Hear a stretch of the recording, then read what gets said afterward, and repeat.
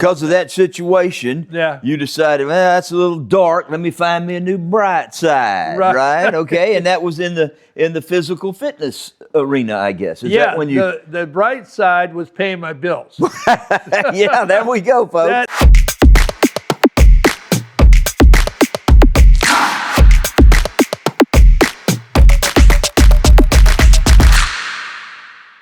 Howdy folks, old J-Man here. I was going to strum this guitar for you. It ain't got any strings. And I'll tell you about strings now. I ain't got nothing hanging off this shirt. Man, these Hollywood shirts are making them push-ups I've been doing look pretty good.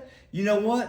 All that Hollywood Texas lifestyle apparel is online. Go to hollywood.shop. Now stay tuned. I'm going to have a nice conversation with my new friend Gene White. Don't miss it.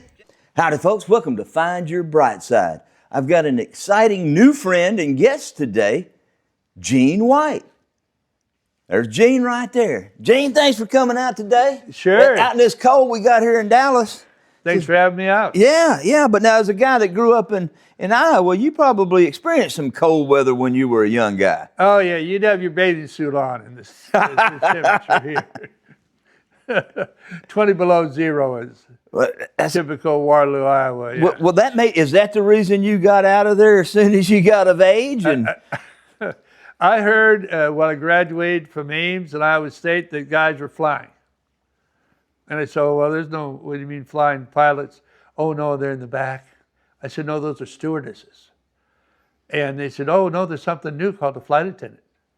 So I was graduating from Iowa State in '74 and went to the library, find out all the human resource addresses for the airlines in the world, and sent a whole bunch of resumes out saying I think I want to get in as a flight attendant to learn management, and sent them out, and Braniff sent me a ticket. You said Braniff? Yeah. Now, Braniff started in Dallas, I think, didn't it? It started in Oklahoma City. Oklahoma City, of all places. But they had a big hub here in Dallas at one time, I think. Well, the biggest in the world, yeah. The biggest in the world, there we go. Well, that was kind of at the right time. You notice he used the word stewardess. It's sort of like saying secretary. You know, those words are back in the past, you know. Right. You got administrative assistants, and you got flight attendants. So you got to see the world at a young age, I guess, or America at least. Yeah, very young age. Graduated from Iowa State and came right here, interviewed. They sent me a ticket. I got on a plane. I'd only been on a plane one time in my life before that. So I got on a plane, came down here, had an interview, and then they said, well, you're going to have to go through another one if this one went good. And then I was sitting there, and she came out and said, hey, can you come back in a couple of days for a second one? I said, really, come from Waterloo, Iowa, come back to Dallas. So I said, yeah, certainly. So I came down, and then after the second one, I got hired.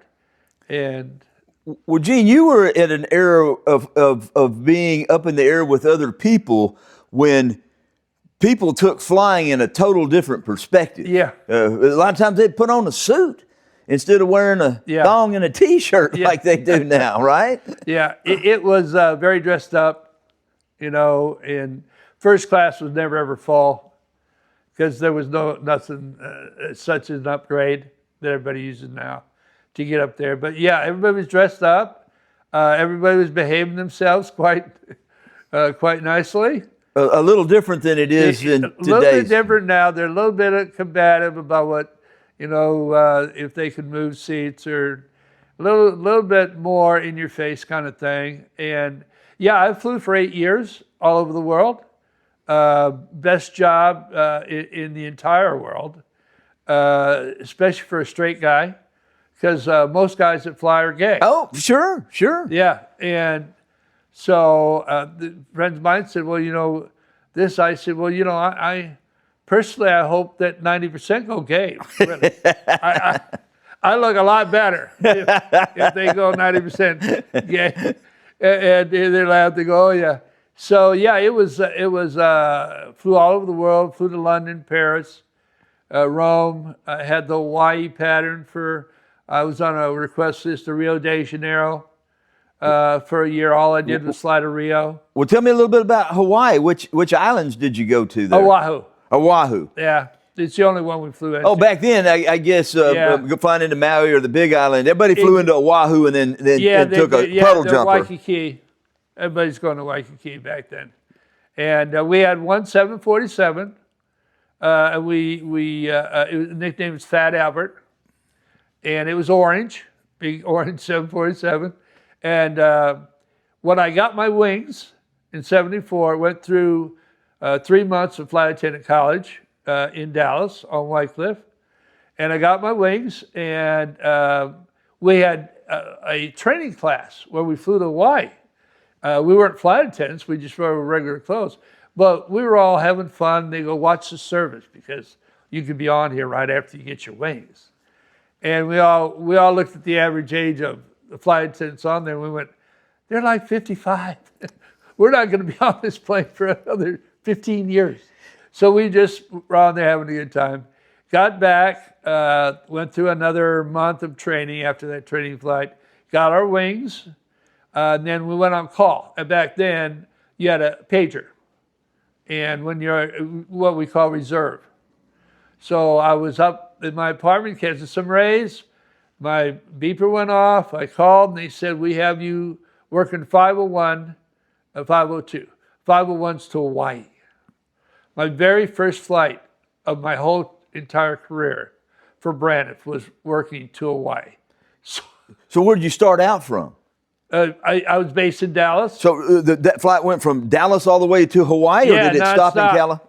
Non-stop. You know, folks, Sarah Beth and I, we've been very fortunate. We spent a lot of time over on Maui, and when we first started going, we'd have to fly somewhere in California, jump on another plane to get over there. But then they had a couple of flights out of Dallas that were straight to OGG, or the airport there in Maui. And man, we'd go to sleep on that plane, and we'd land there and get off the plane in the air, and just love that, getting a straight flight like that. Yeah, it's beautiful over there. One of my favorite places on earth, and I've been all over the globe. Hawaii is definitely one of my favorites. Is that when you got the fitness bug, or did you always have that?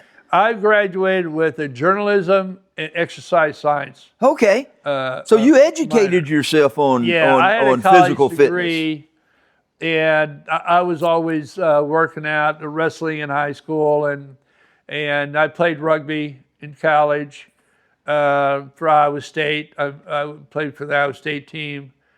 We played Notre Dame. That was really fun because we played up in Notre Dame right next to the football stadium, and there was like 3 foot of snow on the ground. They had to plow the field. Oh man! Before we played, it was about 5 degrees that day.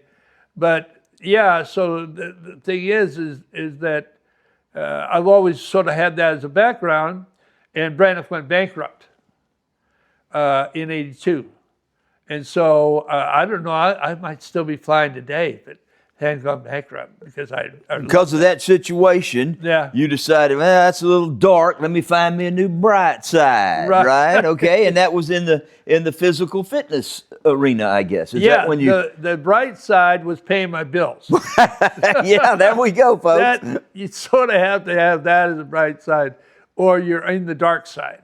So a friend of mine was teaching aerobics at the University Club at the Galleria, and it was the finest club here in Dallas. You know, Robert Dedman and Staubach was a member. Dedman, that's the Club Corp guy, I believe. Yeah, the Club He started Corp guy. the golf, the Club Corp. Yeah, that is that guy. So CCA actually owned the University Club. Oh, I see. I see. Well, you know, Gene mentioned about Braniff going bankrupt. My wife, Sarah Beth, she's in the healthcare arena, providing visual communications, and there was a project that they asked her to work on up off of 635, and the hospital is named after Robert Deadman. Yeah. So do you want to go to a hospital that's called the Deadman? You know, they got a new name for it now. It was nice of him to be philanthropic in helping that out, but wasn't the best name, I don't think, for a hospital. I always thought that was really strange. Of course, he, like you say, did most of the money for it. So it was the Deadman Center when it opened. But you know, I mean, if you're feeling ill, you don't want to go to the Deadman Center. It's a little bit of a place you don't want to go. Yeah, so she was at the University Club teaching aerobics and called and said, hey, you know, I know you're out of a job. And they're looking for a racquetball pro. Get out of town. Yeah. And so she said, you play racquetball, right? And I said, yeah, but I'm not a pro. And so I needed a job. So I said, well, I'm going to just wing it. So I went up to the university club and I interviewed, and I said, yeah, I play, and then they said, well, we have a pro here that's going to play you. And I'm sitting there going, ooh, this is not going to be good. So a good friend of mine, Nick Thurman, he showed up from the Plaza Club downtown. It was another CCA club. So he was a pro there. So he was a real pro. And so we went in and played for an hour. And we came out, and he said, you're not pro, right? I said, Nick, I'm about a C player. Right. But I can do the programming. Yeah. I really like playing, and I like people, and I can organize leagues and stuff like that. He says, okay, buddy. So he went up and he said, hey, this guy's a pro. So we have been friends ever since then, and that was in '82. He is the most senior employee of the entire Byron Nelson. Oh, wow. In the 4 seasons. He's been there longer than any other employee. He's been there since '82. Well, I got a little bug for playing racquetball myself. Yeah. My dad was in the military, and we moved a whole lot, and they typically have a gymnasium on post. Sure. You go play basketball or, with a little bit of weights, but they had those handball, squash, and racquetball. Yep. And I picked up the racquetball racket because that's the only one they had there laying, and I enjoyed it. It was fun. It was fun for me. And so Sarah Beth and I, before we got married, we joined the Signature Club up in Addison, and had racquetball courts there. Yeah. And because I'd played a little bit before she hadn't played, I got one up on her. So we played 100 sets. On the 100th set, 99 times I won. On the 100th one, she won one and said, I'm done. I don't want to play anymore. I just want to get in shape before we get married. There's an elderly lady that was sitting there on the bench watching Sarah and I, and she goes, my son, who looked like he was kind of elderly too, said he's looking for somebody to play. You want to go in there and play with him? And I looked over and said, man, this guy looks like he's in his 70s. I was in my early 40s at the time. I said, sure, I'll go in there and play. After 30 minutes, folks, they almost needed to call the EMTs and bring me some oxygen or something. That old man stood right in the middle of that court and controlled that ball and had me bouncing off the walls. Yeah. There's a guy that played for the Dallas Cowboys. His name was Cliff Harris. Oh, yeah, Cliff coming down the hallway. I'm got water on my face and everything. And he goes, hey, man, did you try to play that old guy in there? I said, yeah, I tried. He goes, beat the hell out of you. Sure did. He goes, beat the hell out of me too. So, skill is something in racquetball that's very much, I don't care how physically fit you are. Yeah. Skill in knowing how to place that ball and do those things has a lot to do with that, doesn't it? Yeah, it's a real main thing on controlling the ball. And I was a pro at Signature Club. Oh, wow. Yeah. Now, we were there in, that would have been 2002? Okay, yeah, that was after I was there. And I don't think it's a club anymore. It's not a club. It's still there, but they have FOBO is there's an organization. It's soccer in Mexico. It's called this word. And you'll see it on Preston Road. You'll see their big sign. Right. Well, when you go in there, they have these beautiful soccer fields. So they have a big soccer. Inside what used to be the building. Oh, behind it there, where the swimming pools and stuff were at. Yes, behind where the swimming pool was. Where they used to have a tennis court down there in the trees. Well, they tore all the trees out, and now it's strictly a huge soccer field. The club... all the courts are still there. The gym's still there in the middle. It looks like it's a time capsule that's frozen, in time.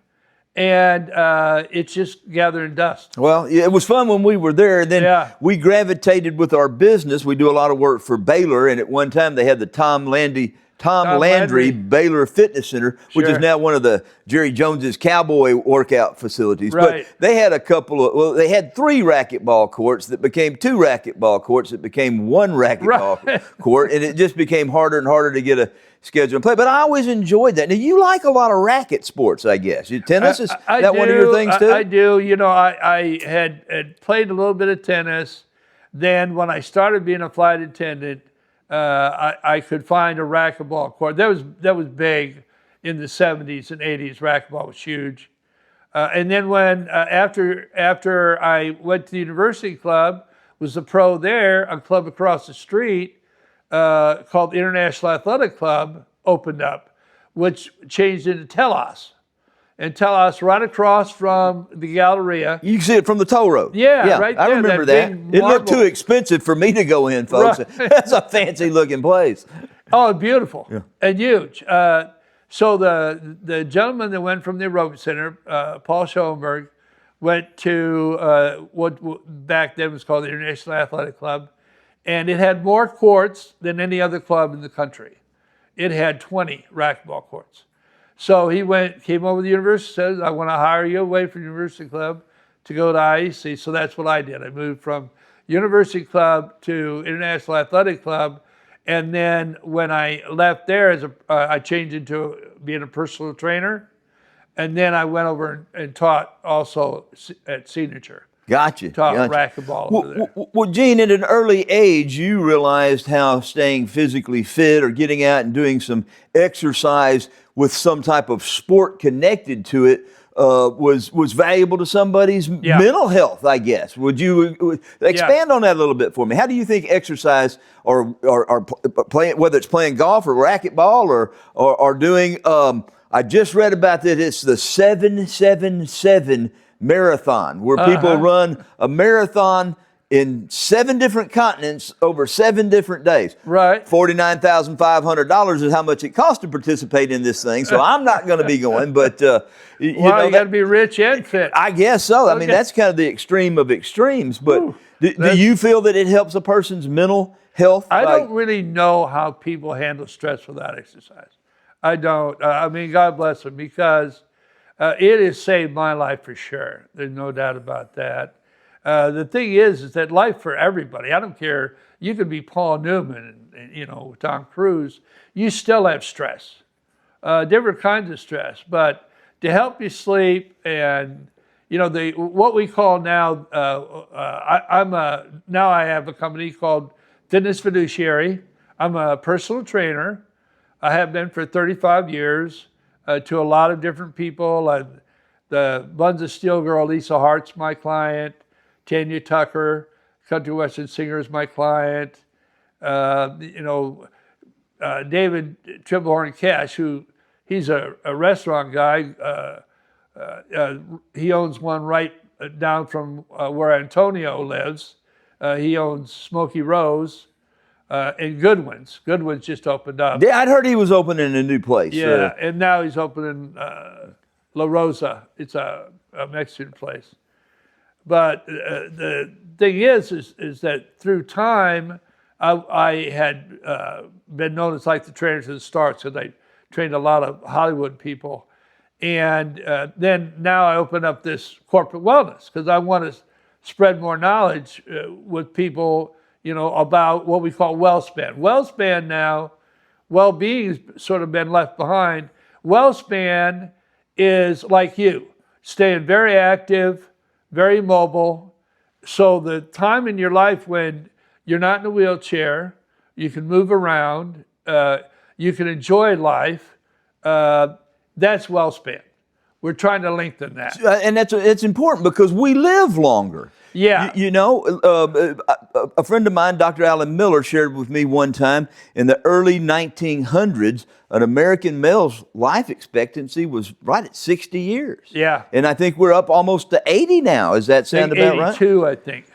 So keeping your body in good shape, just like your teeth. Y'all folks, I've been having to get a little root canal here. I've lived longer than my dental work that I got back in my 20s and 30s. And, I'm proud of that. I don't like having to go back to the dentist and stuff. But to keep up with our ability to live longer, we want to be able to enjoy that life. And being able to be mobile and get out and do some things, I think is a super important thing. Yeah, it is. And I hear on one of your casts that you had fast for 72 hours. I did. Hey, bless you on that. I mean, I do intermittent fasting. So I don't eat past 3 o'clock.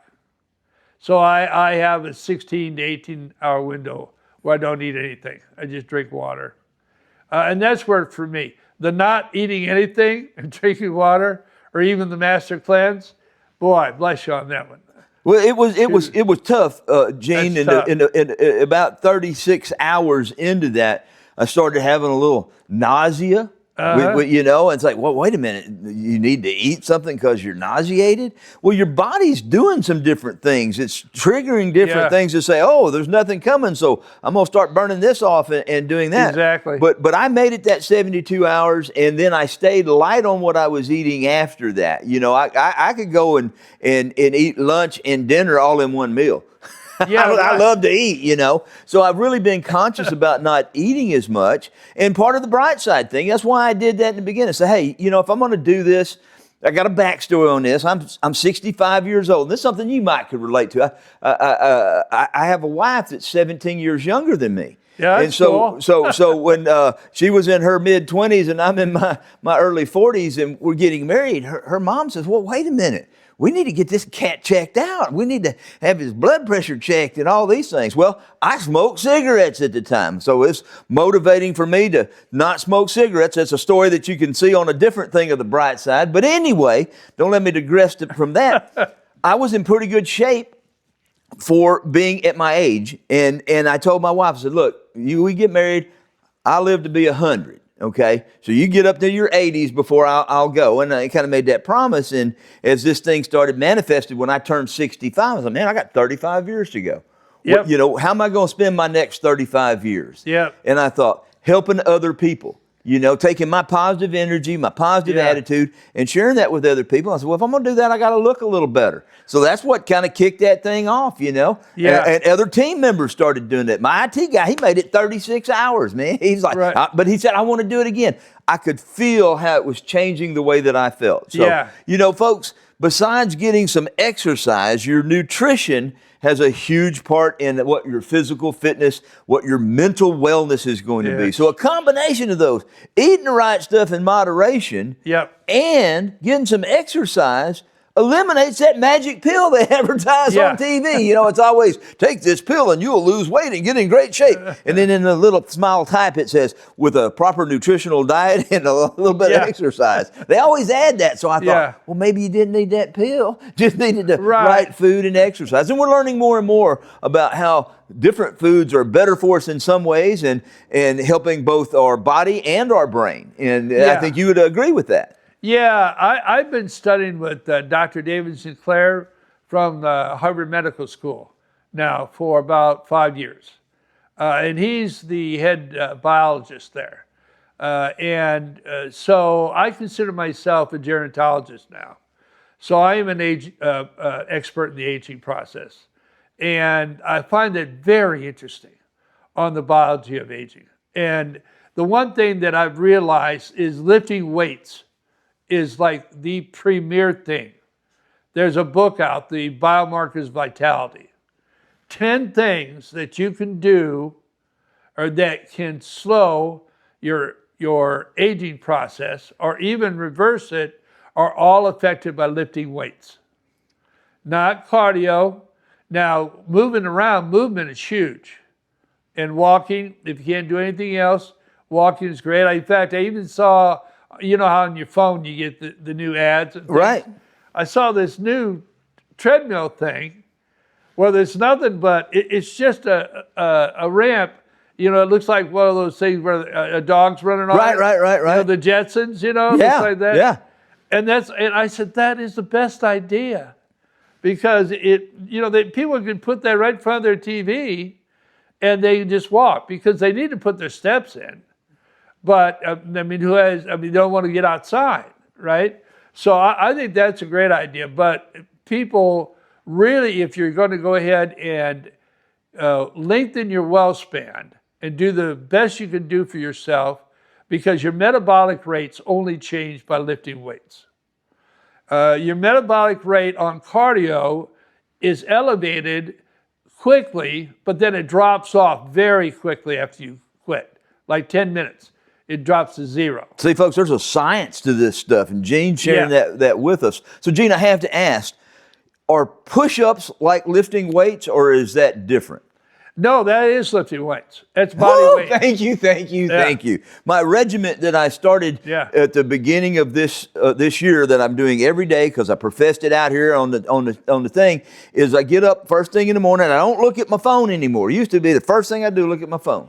I get up and I stand on this vibrating plate for 10 minutes, swinging my arms back and forth, watching this Asian fella on the YouTube there. He smile to yourself, and he's doing all this stuff here, and I do that. But I started doing 3 sets of 12, then 3 sets of 15. Now I'm to 3 sets of 20. So I want to build up to where I'm at least doing my age, okay? I'll be 66 in April, so I got to do 66 push-ups every day.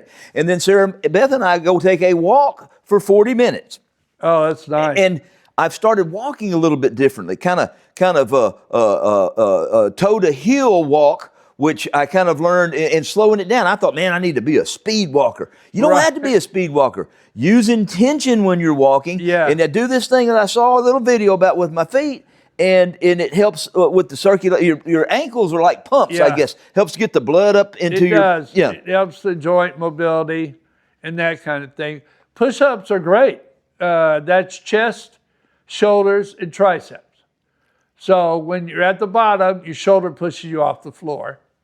Then your chest takes over, and then when you finish, your arm finishes the movement. And then you do the eccentric, which of course is the negative going down. So push-ups and push-aways. Push-aways are when you push that plate back. You know, in Texas, they give you big-ass portions of food. And Sarah Beth and I started sharing plates. It used to be, I was like, no, you get what you want. I'm going to eat what I want. And then we started saying, well, you know, do you want this or that? And I said, I want to be healthier. So whatever you want to eat, I'll share it with you. And, you know, when she chooses something that ain't really my favorite thing, I just don't eat as much of it, right? You know, kind of helps out. Doing your favor. Well, walking and push-ups, you don't have to have any equipment. You don't have to go to a gym. No. You just have to have the ability to do that every day, or have somebody like you coaching you to do that every day, influencing you to do that every day. Yeah, and you know, I mean, the reason that people have hired me, I've been a trainer now for about 35 years, is not really for, originally they do for the knowledge of, okay, biomechanics we call it, right? What is exactly the right speed? How should I do this correctly? Because the number one thing is biomechanics, because that it ensures that you're not going to hurt yourself. So, you know, you don't want to start exercising and doing weights and then, you know, hurt your shoulder, your elbow, your knee, your hip, or whatever, right? So biomechanics is the most important thing. And the thing about that is, after a while, they know all of that stuff. They're only having me come because they get used to my company. It's interesting how personal training changes from, you know, a person that's watching technique to a friend that's just motivating you. That's why. Gene, I think it's because once they see those results, they look at you as the person that helped get those results. They don't want to lose that connection. And they want to make you proud of the progress that you've helped them find. That's a win for everybody there, you know? They get better health. You pick up a little bit of pocket change and get a good feeling about helping somebody. Nothing wrong with that. Nothing at all. Well, Gene, we're going to have to wrap here, but before we do, I got 5 questions for you that I like to ask all my guests. All right. Before the world knew your name, who were you trying to become? Oh, man, probably... Paul Newman? Oh, I like that answer. There you go. Yeah. There you go. I like what he looks. So you were a fan of him and what was his buddy name? Robert Redford. That movie. That was our generation of that. You can't get better than those two guys. Yeah, man, I'm telling you what, they were something. All right, so what was a moment in your life that felt like a setback at the time, but turned out to be a turning point? That was when I couldn't be a patrol boy. A what?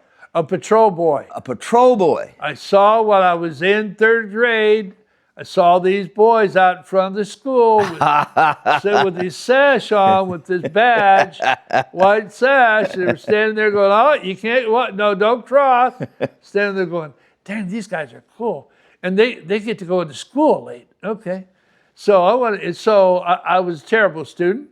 I went in, to the principal. Yeah, I want to be a patrol. Oh, Gene, you're not even close to a patrol boy. Your grades, you're lucky you get a C. These guys are getting A's, you know. So that changed my whole life. I mean, well, looky there. Yeah, At a young age, gave you some motivation. Yeah, all I didn't play all summer. I just studied. Studied. How about that? Well, when things get loud, stressful, or heavy, what helps you reset and bring you back to center? That would be probably music. Music. Yeah. The frequencies of sound. Yeah. You know, I did a little bit about how music brought people together. You know, we recently had Martin Luther King Day. Yeah. And it was interesting. We're here at the Longhorn Ballroom, and it was the first place in Dallas that had segregated audiences. I mean, had mixed audiences during segregation here in Dallas. Oh, that's cool. Both black and white folks listen to the same music at the same time. So we're proud to be at a place that appreciates music. And I like what you said about how music will help you get back to center. Yep. Who believed in you before you fully believed in yourself? And what did that mean to you? How'd that help you? My mom. Your mom? Yeah. Yeah, she always believed in me. Well, you must have been watching upcoming stuff that we got, because I got a little thing about how my mom helped me be positive when my dad had to go to Vietnam for the second time. Oh, really? You know, Wow. yeah. So our wrapping up question is, if you could ride shotgun with your younger self for 5 minutes, what truth would you tell yourself? I'd tell myself to save some money. Jeez, what was I thinking? Yeah, like Forrest Gump, buy Apple, really, right? I mean, put a couple dollars in the bank.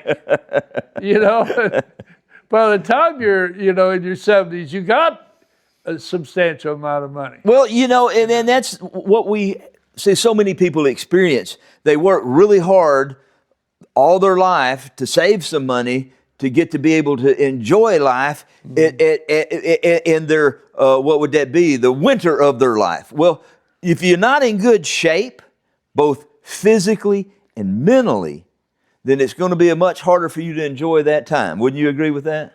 Yeah, much harder. Yep. So don't make it hard, make it easy on yourself. Listen to what we're talking about and check us out again. And remember, when you shine a light, even just a little, people find their way. So true.